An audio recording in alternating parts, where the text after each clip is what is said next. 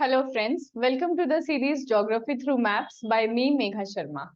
Today our topic is Rise of Russian Empire. We are going to talk about how the Russian Empire rose to its present form. So let's start with this. You can see this picture. This is a picture of pastoralist society. These people are pastoral society. Pastoralist. So they keep cattle, and with cattle gives them milk. Cattle, you understand? So they kept cattle and they received milk, they received meat from them, and they also used their fur for clothing and making rugs. Since Russia is a cold country, they use fur of their animals for clothing and rugs. So this was the form of very primitive stage. It was in very primitive stage. These kind of societies are also found in India. As you know, we have Banjaras here. In Africa, we have the Maasai tribe. So what do these people do? Pastoral people migrate from one place to another. With migration, they spread their ethnicity, their languages. In Indian languages like Hindi, a touch of these languages can be seen. It can be seen that these people migrated to a very large distances. So this pastoral society came to an end when they started living a settled life. What do we mean by a settled life? When a group of people start living around a water body, or they start living in a place which can provide them food, they can get water there.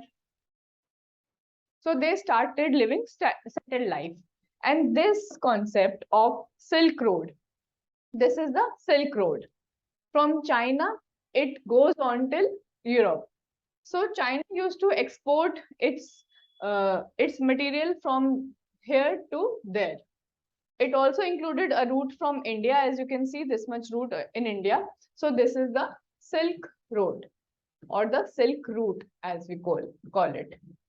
So Silk Road, it enhanced the probability of these people getting settled. So this area you can see, this area is of Central Asia. So the Central Asia region is near the Russian region. So these people benefited from this Silk Road and started living a settled life. Now, when people live a settled life, so a kind of community develops there. So a community developed whose name was Slavs. Slavs developed in this area. So these people are Slavs. As you can see, they were the warriors. They were the fighters. They were very strong-headed people. As you know, the terrain was rugged. So they were and the climate was very harsh. So that made them warrior and strong. So now Slavs can be divided into three categories. First is Eastern, Western, and Southern. It is said that Slavs had three kinds, which was Eastern, Western, and Southern. So what happened? People towards the west were called Western Slavs, towards the east was called Eastern Slavs, and towards the south they were called Southern Slavs. So this was about Slavs. They were warriors. Now another community rose from these Slavs. Actually, the rise is disputed, but let me tell you about the community first. It was the Rus community. It was the Rus community. Now, from Rus came the name Russia. Belarus also came from this only. You can see Rus here and Rus here. So Rus formed Russia and Belarus. So what happened? The origin of Rus is disputed. People say that they are of Scandinavian origin.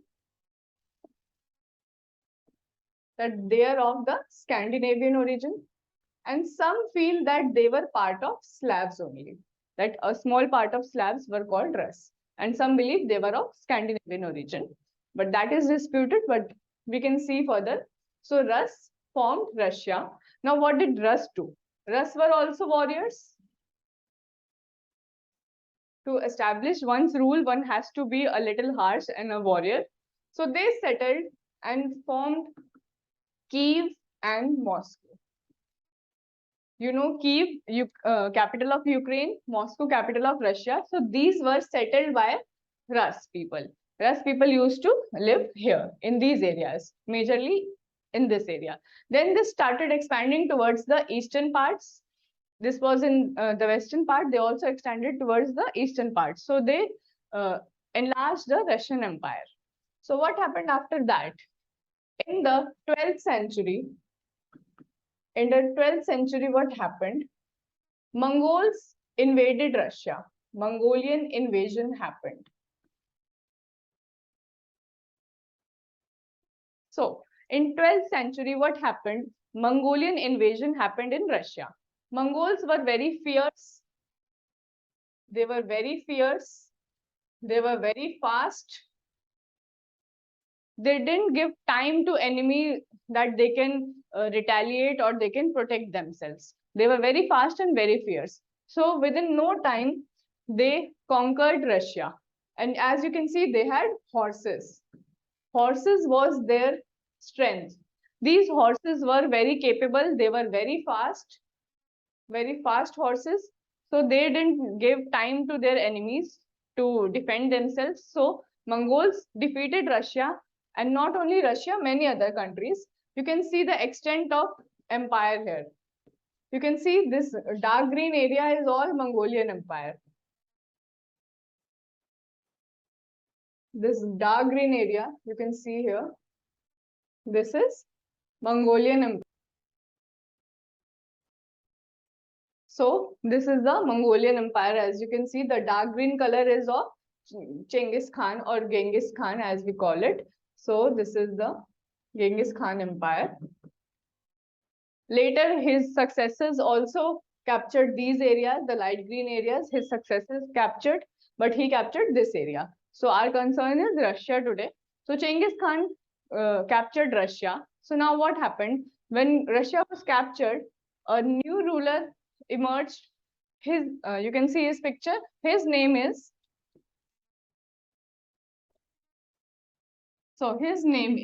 Ivan IV. Ivan IV in 1552, what he did, he tried to recapture Russia, and he was also called Ivan the Terrible. Why was he called terrible? Because he was very ruthless, he was harsh, but he gained back Russia. He gained back Russia from Mongols.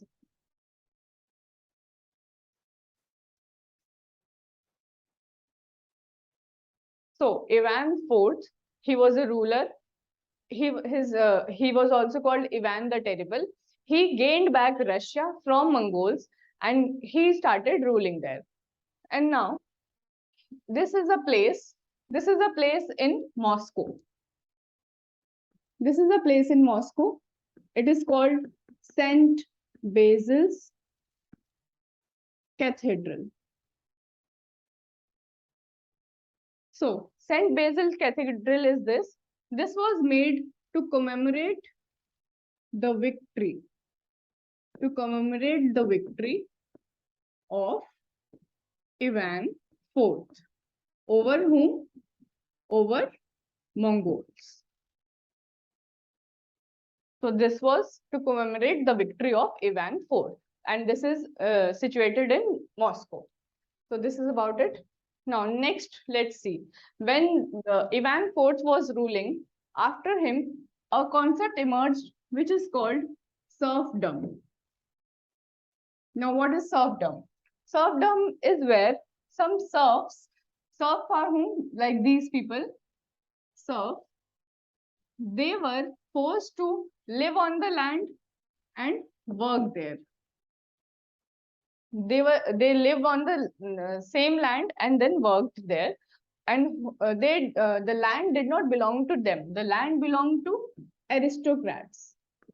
Aristo aristocrats. The rich people owned the land. Serfs just worked on the land.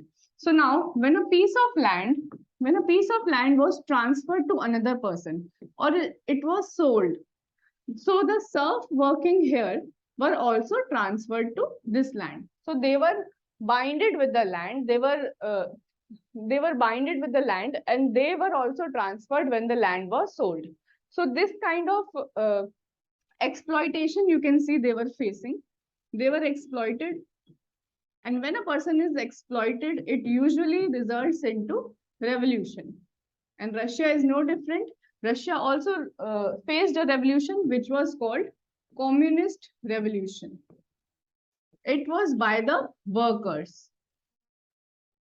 Workers revolted against these practices and many other practices of this kind, which were exploitative in nature.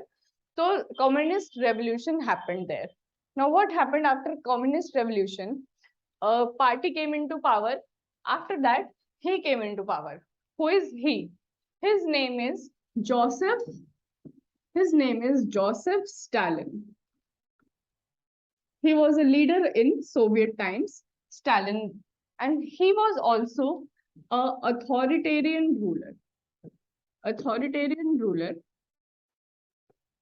What he did for Russia? He had development plans for Russia. He did development there. He made industries there. But all of the stuff that he developed, all of the stuff that he made, it was all state owned. There was no privatization there. Privatization as a concept didn't exist there. It was all state owned. So in the time of Stalin, industries were developed, economy was good, but everything was state owned, and people were not in a very good form. People faced mass execution. Now, what was mass execution? Mass execution happened when somebody tried to criticize the government. Criticizing government was not allowed. Criticizing government was not allowed.